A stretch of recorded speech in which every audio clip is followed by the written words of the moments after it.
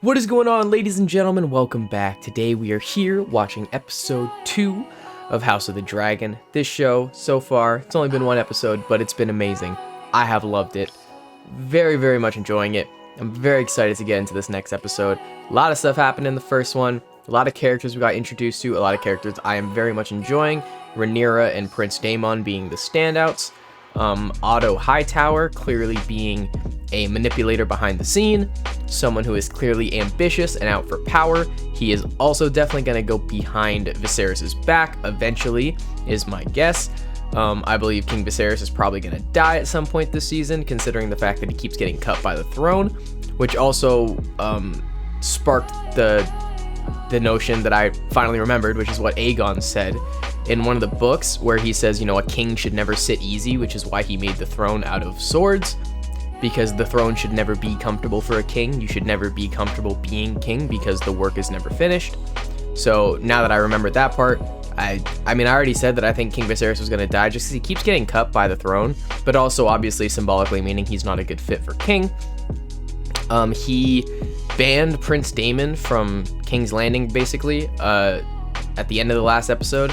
So Prince Daemon was leaving on his dragon. I do not remember the name of it, but after reading up about House of the Dragon again and stuff after the fact, I believe his dragon was born with birth defects.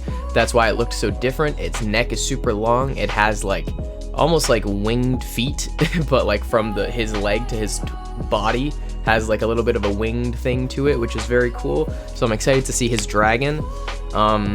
Hopefully we see his dragon in this. And then obviously at the very end, where the whole ceremony with Rhaenyra being named the new heir to the Iron Throne. Very exciting. We found out about the prophecy thing, which I also apparently found out that didn't exist beforehand. George R.R. Martin added it into the show. But again, he's working very closely with this show, with its writing, story, characters, everything. It's not like the end of Game of Thrones. It's like the beginning, where George R.R. Martin is like this with it. He's in there with all the other people working on this. So I trust he knows what he's doing, so he added that in there. So that's very exciting that, you know, the Targaryens have had, I think they call it dragon dreams or something like that, where they just have prophetic dreams. But that's where we're at. I'm excited to get into this episode. In case you don't know, full-length reactions on Patreon and early access. But without further ado, let's watch this episode. Oh, we got the intro. Nice. And it's the classic Game of Thrones music. Okay, so they didn't bring anything new, which I'm okay with, because this is one of the most goated goated songs of all time. I was gonna say soundtracks, but it's just one song. But I mean, this is like one of the greatest songs ever, so I'm completely okay with this. Oh, they're still alive.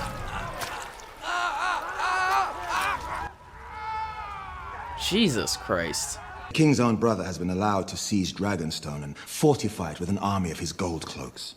Daemon has squatted there for over half a year, without even a protest from the crown. I'll caution you, Lord damn. Corlys. A seat at the king's table does not make you his equal. I'm telling you, man. Otto speaks with so much arrogance, bro. The stepstones will be settled in time. Also, I feel like that necklace is gonna be important later on. I don't know why, it just feels like it is. With the fact that Daemon gave it to her, and they made a whole scene out of it. Isn't that simple, Rhaenyra? It would be a show of force. At least the princess has a plan. There's some better use for the princess's talents, Your Grace. Wow. Really? Were you not the ones who elected her the heir, bro? Oy vey. What, do they kick anybody out who has an opposing idea? Win out of the melee at Cider Hall. Damn, that guy's got some luscious ass hair. Do any of these knights have combat experience? Beyond capturing poachers. That's what I was gonna say. I was like, don't you need to see them fight in order to pick one of them for your Kingsguard? Instead of just hearing about stuff. Prickle and Mallister are important allies of the crown. Seaguard, for instance, is the realm's prime defense against reavers from the Iron Islands. Those men are tawny knights. My father should be defended by a man who's known real combat. Should he not? I agree with that part. But I like how he's like trying to tell her about like the different political alliances, which is something she's gonna need to know, being the ruler. What if you went to her? There are times when I would rather face the Black Dread himself than mine own daughter of 15. To elude a storm, you can either sail into it or around it. But you must never await its coming. Fire ass line. Join our families. Wed our daughter Lena. Unite the two great surviving Valerian houses. With the Targaryen Yo, how old's your dragons daughter, and the though? Valerian fleet bound in blood, How you old's can your show daughter, the though? realm that the crown's strongest We saw their days are two ahead. kids earlier. They're both super young. I know it's quote unquote normal of this time in this world, but you know, still creepy.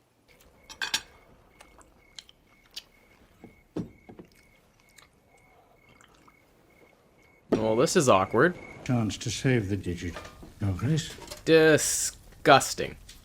The maggots will remove the dead flesh and hopefully stop the advance of the rot. No thanks. No thanks. I'm good. Paulus appreciated the spirit of it. He proposed a marriage. To whom? Oh, you can tell by Otto's face. He wants to propose a marriage to his daughter. To combine the strength of our 110%. That's what he wanted. Corlys is overreached, Your Grace. Such matters must be discussed with a small council. I hate Otto. Doing. I hate Otto so much. Oh my god, dude. Oh my god. Bro. Oh, that's awful. Man, just like, bro, the women of this world just seen as pure objects. Pure objects for male usage. As they were in Old Valyria. I would give you many children of pure Valerian blood, so that we might strengthen the royal line and the realm. Is that what your father told you to say? I was gonna say, that was line for line what her parents just told her to recite.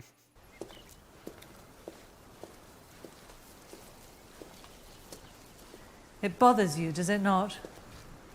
Who wouldn't? What? Your dad with a girl that's younger than you are? Like, come on. Of course it does. And she was gonna be the next in line to be the ruler, and now he has to have more kids. Who wouldn't it bother? When I'm queen, I will create a new order. Oh, I wish that could be Rhaenyra. But the men of the realm already had their opportunity to appoint a ruling queen at the Great Maybe Council. Viserys dies sooner than we thought, and she does become queen. The queen who never was. But they bent the knee to me and called me heir to the throne. Do you remind your father's men of that as you carry their cups? Ouch. Why does this feel territorial? The queen who never was to the next queen who never was? Men would sooner put the realm to the torch than see a woman ascend the Iron Throne. Not wrong. Not wrong. I feel bad because I feel like Rhaenyra would be a good ruler, you know? I feel like she'd be better than Varys. Viserys, not Varys, dear God. I must admit, I don't know Lena very well. I'm sure that she is good and kind, and that she will enjoy your company, as I have, Your Grace. She is manipulating him well. Under the orders of her father, most likely. I think they'll probably end up together. Her and Viserys. Over the other girl. Very kind. You can definitely tell Viserys wants to be with Alicent more so. I mean, it's still super creepy because she's also probably 15, the same age as Rhaenyra, but such is the way of this world. Your Grace, I've called a small council to an emergency session. No? Why? Okay. I think it best you hear it directly. Very well. I don't know, something to do with the Free Cities, something to do with Prince Daemon, or something to do with marrying Alicent. One of those three. Shit!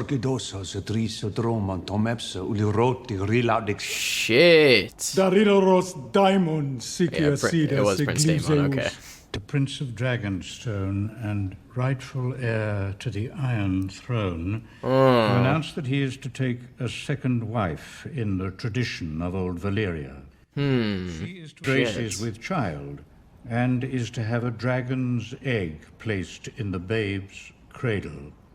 Oh, is that gonna be that baby's dragon? Due to his wedding, Your Grace. Oh, snap. Today's time. Scorio dromon Daemon leitas. Iles Daridoros. Dream Daridoro files? Belo Matsombile. Iderepte Enko. Oh my god, bro. Prince Daemon is just sticking the knife in their side and twisting it, you know what I mean? Bro is the biggest instigator I've ever seen. I mean, Otto said it before, you know, they have yet to create a man who lacks the patience for ambition. And the first scene we were introduced to Prince Daemon, he was sitting on the Iron Throne, clearly showing where his loyalties lie. So I'm not surprised about any of this. Claude, why do you destroy yourself? Will you see the king tonight? If you wish it. I feel bad for her. I've assembled 20 of your best household guards, my Lord Hand. Also kind of reminds me of all of the Lannister kids like Tyrion, Jaime, Cersei, having to do the bidding of Tywin. Please look after the hands. As he makes political moves to strengthen the name of the house, which is basically what Otto is doing right now. Oh, we get to see Dragonstone? Nice. Nice, very nice. That looks good. So much more quote-unquote salt and smoke here. Because, you know, like with the prophecy in Daenerys is Born, saying born amidst salt and smoke. And this is Dragonstone, so I like how much more pronounced it looks in comparison to Season 7's Dragonstone.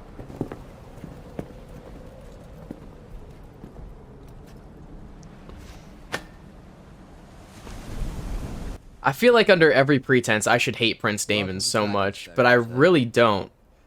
Maybe because he feels like the ultimate underdog right now and everyone hates him, or just because he's charismatic, but I really like Prince Daemon. Where is the king? I don't see him. His Grace would never lower himself to entertain such a mummer's farce. You'd never survive this. Well, happily, neither would you. To choose violence here is to declare war against your king. Wonderful. Shit, son. Oh, shit. Oh, boy. Yo, shit is popping off. Shit is popping off. Oh my, what is that? Dragon? The red one? Daemon's? Oh my god, it is! Yeah, baby! Look at that guy. Oh, he looks evil. I love it. I'm pretty sure I read that he's also the most ferocious and vicious dragon. Paired with Prince Daemon makes him one of the most dangerous men in all of the world. Sheathe the fucking steel! Good decision, good decision. Another dragon? Yo! Is that Rhaenyra? Oh my god, it is! Holy shit! Is Rhaenyra siding with Prince Daemon? Oh my god, no way! I think? Or is she on King Viserys' side? Dragon v Dragon. Oh shit, never mind. I thought she was gonna side with Prince Daemon. From the way it looked like Prince Daemon knew she was coming, so I thought they were on the same side. But evidently not. What are you doing here, princess? She's so tiny. Sir Kristen, please escort She's the so princess to tiny. safety. Nuhuruho Sutjailan. Sikilat. Razilari Tubi. Ah. Yikes. He lied about that too? Oh gosh. The object of your ire. The reason that you were disinherited. If you wish to be restored as heir, you'll need to kill me. Oh, come on, dog. You can't feel the romantic tension between these two? Give me a break. Give me a break. As if Prince Daemon would kill Rhaenyra. He wants to fuck Rhaenyra and marry her, probably, is my guess.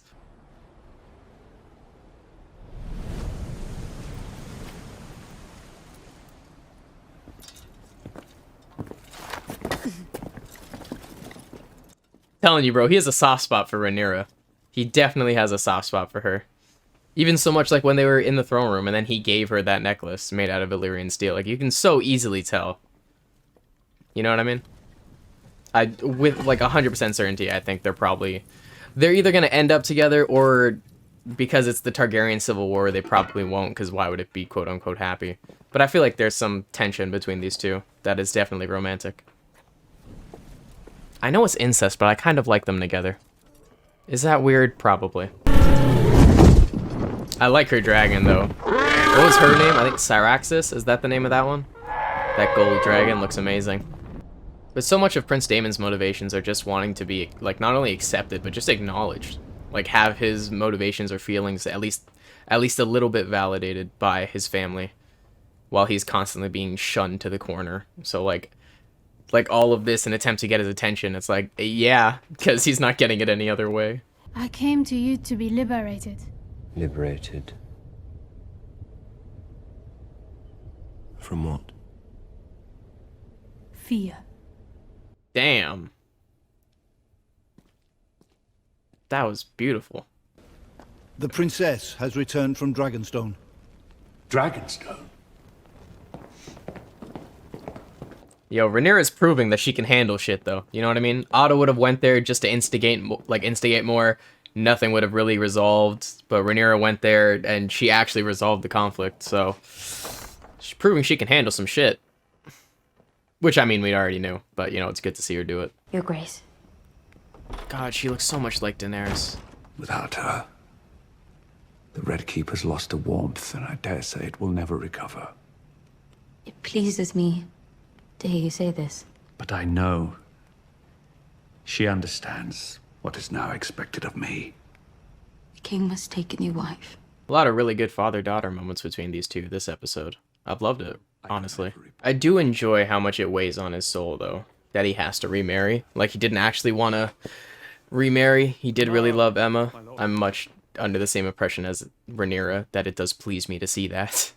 That he didn't just view his own wife as an object. I have decided to take a new wife. Who's it gonna be, though? If he says Otto's daughter. If you say Alicent. No, right? It's gonna be the other guy's daughter, right? Right? I intend to marry. Oh! Don't say it. Don't fucking say it. The Lady Alicent Hightower. Before spring.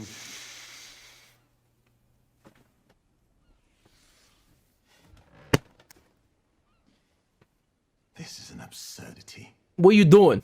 What you doing? The greatest power in the realm. And I am your king.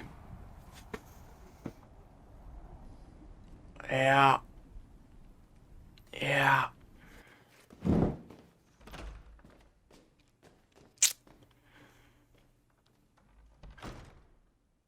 Of course. Bro, Rhaenyra's gotta feel betrayed, bro. Rhaenyra. My best friend Alicent marrying my father? No shot. No shot, dude. But you know, because Alicent doesn't want to do it either. It's specifically because Otto keeps making her, because he's trying to, you know, abuse and prolong the power of his house. But, my god. I feel bad for Rhaenyra. Who's he talking to right now? I've always thought of you and I as having been made from the same cloth.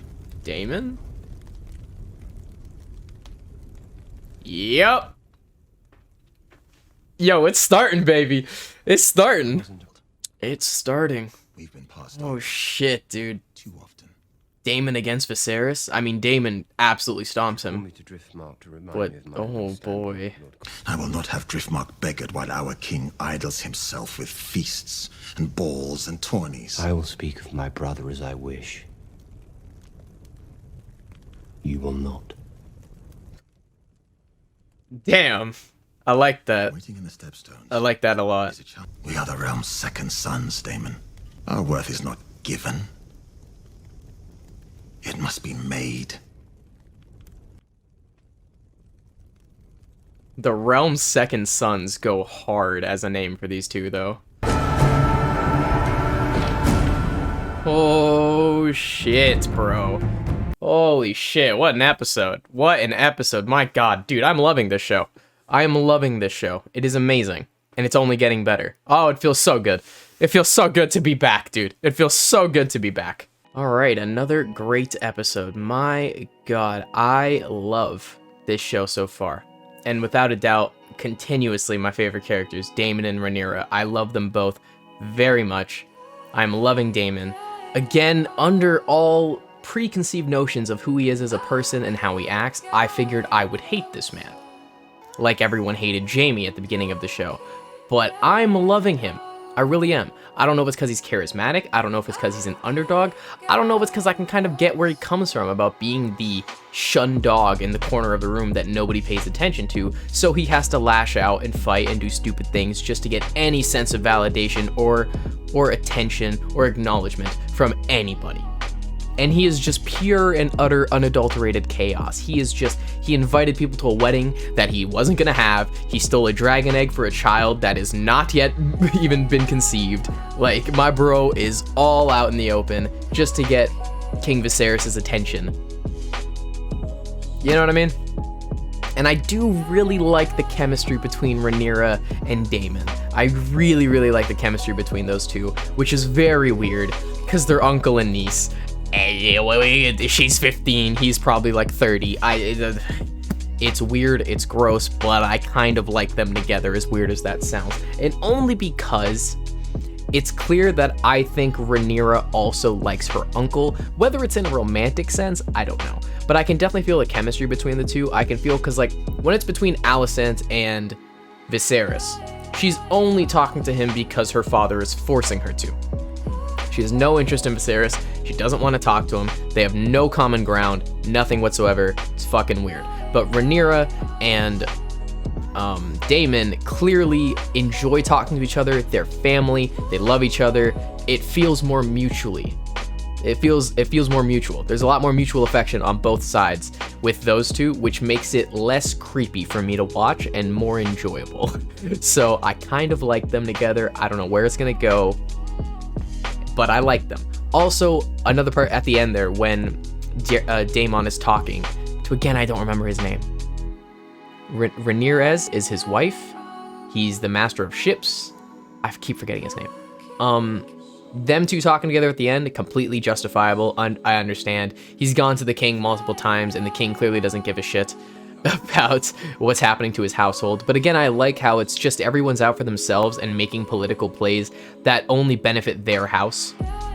You know, he has to make it seem like he's doing it for the good of the realm. But he said at the end there, he's like, if these crab people continue to do what they're doing in the ports, it cripples my household, which is why he offered the marriage, so that Viserys would be like almost expected to help and then stop that. Like, it's all for the benefit of everyone's own house. Same with Otto. You know, I like that that's a continuous theme throughout this show and Game of Thrones, where it's just, it truly is always everyone out for themselves. You never know what everyone's ulterior motive is, but you know for a fact that no one's motive is what they say it is. Almost never. Unless they are the chaotic one, like Daemon. Most of his motives are pretty clear. I mean, he's not going to tell everyone that he's doing stupid things to get his brother's attention, but it's fairly certain and clear what they want and when they want it. Whereas with everyone else, it's the motive underneath the surface that you have to worry about, not the one on the surface. So I really like them together, but at the end there, I just loved how Daemon was saying to him, he's like, I may speak freely about my brother, you may not. Just beautiful. You understand me? Just beautiful. I love that, because like, even when he said it to Viserys, he was like, I would protect you because you're my brother. We're blood. The blood of the dragon is thick. Like, they are family. It doesn't matter if they disagree. At the end of the day, they're brothers. They can fight, but they're gonna have each other's back. You can fight amongst each other, but no one else can fight you. Right? That's what it is. You know, you ever hear your older siblings talk about the younger ones, it's like, I can pick on you all I want, but the second someone else starts picking on you, I'll beat the shit out of them, because he's not your brother. You know what I mean? They're my sibling, not yours. But I love that he can say that. He's just like, I may speak freely, you may not. Such a beautiful character moment where it just shows you clearly, like, Daemon may be doing a bunch of bad things, a bunch of chaotic things, stupid things, just to instigate with everybody in the realm. But at the end of the day, King Viserys is his brother. He is his family. He will not do anything super vital against him, I don't think. But again, currently he doesn't want to. But as the show progresses, perhaps it gets to a point where Daemon is just like, it's now or never. I have to do something. I have to carve out my own place in the world if my brother continues to throw me to the side. If no one gives me any respect, if no one gives me a place at the table, I have to carve out my own place at the table. That's currently where it's going towards for his character, so... you know what I mean? It's a tough situation. for that. But on the flip side, with what's her name, Rhaenyra,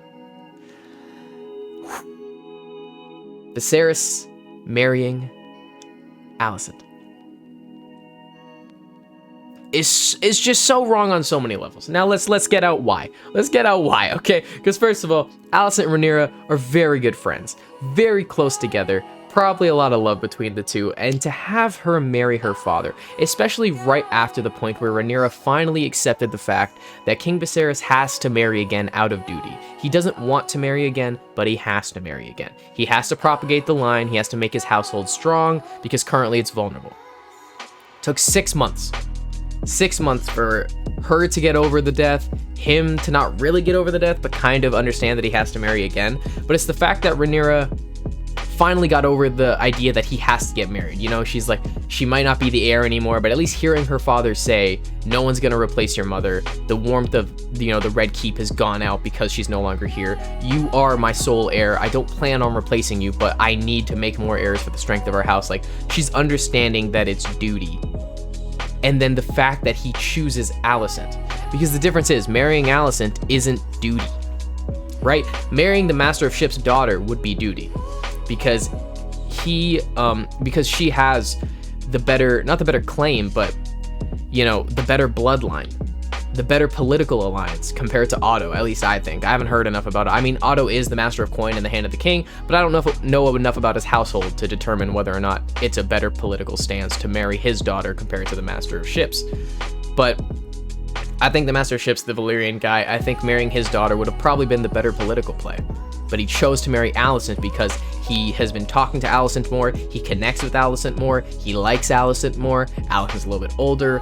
All of the reasons given goes with her, because he chose her based on feelings and his emotions and not about the good of the realm, no longer about duty. And so the fact that he chose Alicent out of his emotions and not about duty is just a knife straight in the heart for Rhaenyra, because Rhaenyra accepted that it was out of duty and not affection, not emotion, and now it's out of emotion.